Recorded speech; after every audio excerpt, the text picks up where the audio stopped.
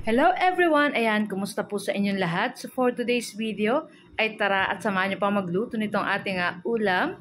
Walang iba kundi itong ating sinabawang tilapia na lalagyan natin ng nor sinigang sa sampalok para may konting asim. Ayan. So meron tayong tilapia dyan, may isda tayo guys. Kasi kahapon birthday ng aking twins. Ayan, so may mga natira pa po kaming pagkain. So yun na lang, iba ininit namin, kaya lang kailangan namin din ng isda at may sabaw. So, kaya nagluto kaming sinabawang tilapia, guys. So, ayan yung ating tata frita. At meron din tayong embutido na pinagulong natin sa itlog dan pinirito natin. So, ayan na yung ating sangkap sa ating sinabawang isda, yung ating pechay, yung ating siling pangsigang. At ayan, nagpakulo na ako ng tubig dyan, guys. So, nilagay na natin dyan yung mga sangkap na bawang, sibuyas, luya, saka kamatis. At pag kumulo na guys, nilagay na natin dyan yung ating tilapia guys. Ayan, hanggang maluto yung ating tilapia dyan guys. So maglalagay tayo dyan ng konting asin at paminta.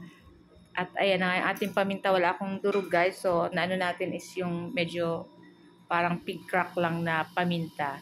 So after nyan guys, at luto na rin naman tong ating isda. Ayan, ilagay na rin natin dyan yung ating pechay. Siyempre, yung ating pechay at yung ating sili, siyempre, hinugasan po natin yan ng maayos din.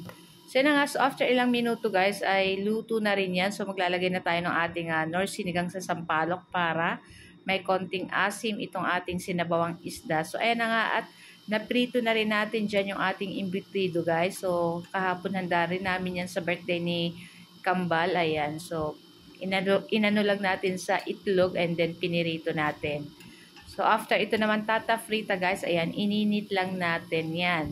So, ayan yung aming ulam po ngayon para sa aming lunch. Ayan, happy Sunday po sa inyong lahat. Ayan, so, napakasarap nitong ating ulam. Ayan, syempre pag may mga tira-tira tayo guys, lalo na pag mas sumasarap po yan pag iniinit, pag kinabukasan. Ayan.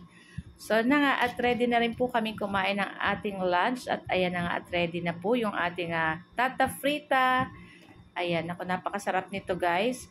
And ayan, saka yung ating embutido na napakasarap nitong tata frita at embutido. Ayan.